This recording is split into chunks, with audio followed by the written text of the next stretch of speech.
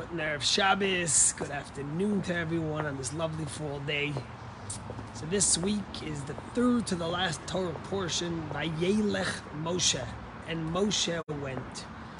We're at the end of Moshe's life, the last week of his life, the last day, of his life, and Moshe tells the Jewish people, he comes to them and he says that, listen, I'm 120 years old today, I won't be able to go in and out anymore. God will send Joshua. Joshua will go with you to the promised land. The question, of course, asked is the verse says Vayelech, and he went. The portion is called Vayelech, which means he went. But where did Moses go?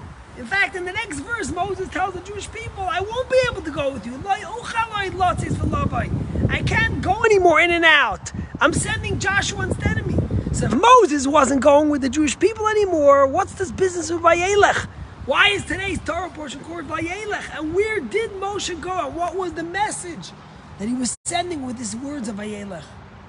The holy Baal Shem Tov, founder of the Hasidic movement, the dear master who taught us the ways, the hidden ways of Hashem and the secrets of Kabbalah, says something so powerful here. Baal Shem Tov says, Vayelech Moshe, Moshe went. You know where he went? He went into every single Jew. Moshe was telling the Jewish people, I can't go with you anymore. God told me I'm not going into the promised land. But don't think I'm leaving you. A piece of Moses, a piece of his holiness, of his spirituality, of his greatness, of the soul of Moshe enters within every single Jewish person.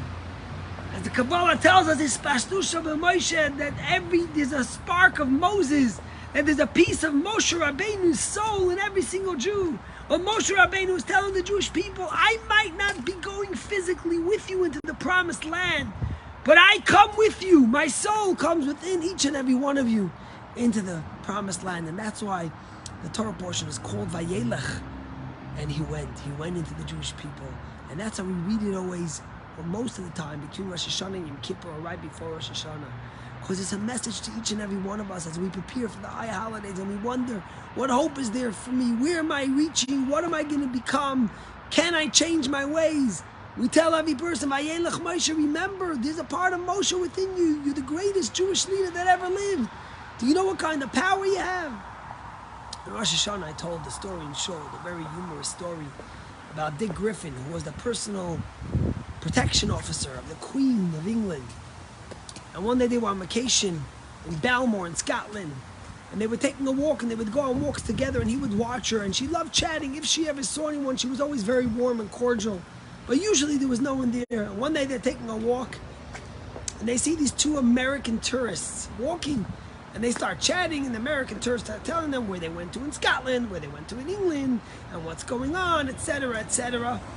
And all lovely. And then they turn to the Queen and they tell her, so do you live here? She says, no, I live in London, in England, but I come here on vacation. I have a vacation home here. She says, oh, really? They say to her, so how long have you been coming here? So she says, well, nearly 80 years, my whole life since I was a little child. This happened in 2005. So Dick says he sees the cogs, the wheels turning in their head, and they say, oh, wow, if you've been coming here 80 years, you know, the Queen has a castle right across, she has one of her palaces right across, you know, the little lake over here. Tell me, have you ever met the Queen? And without hesitating a minute, the Queen looks at them and says, no, I've never met her. But this guy with me, she turns to Dick Griffin, she says, he's met her so many times. So they go, oh, wow. They look at Dick, they suddenly turn their attention to him, and they say, tell me, what's she like? What's the Queen like? And Dick says he knew she was very humorous. She had a great sense of humor. So he says, oh, she's very cantankerous, which is an English word for her. She's fussy, she's stubborn, she's feisty, but she's very funny. She has a great sense of humor. And they say, oh, wow, that's amazing. And before he knows it, these two Americans put their hands around him. They take out their camera, and they give it to the Queen. And they say, could you take a picture of us with this lovely guy who met the Queen? The Queen was wearing a scarf. They didn't know who she was. Suddenly, the Queen became the photographer. So the Queen takes a picture of them. Sure, she says, with pleasure, she takes a picture of them. And then Dick says to them, come, why don't you go into the picture? I'll take a picture of you with this lovely lady, too. And he takes a picture. They exchange pleasantries and say goodbye. After they leave, the queen turns to Dick Griffin and he says, "Oh, how I would wish to be a fly on the wall when these tourists come back home to America and show the picture to their friends. And I hope somebody tells them who I am." And the message is such a powerful one. Sometimes we take a picture with the queen and we don't realize we're with the queen. Sometimes we don't know who we ourselves are. It's Rosh Hashanah Yom Kippur. We go to shul. We get to be with God. We have within us Vayelech Moshe. We have within us the soul of Moshe. We're holy, we're spiritual, we're godly. Don't forget who we are. Don't get confused of what we represent. God bless you. Have a great Shabbos. It's the first Shabbos of the year. It's Shabbos Shuvah, Shabbos of return, when we become closer to God.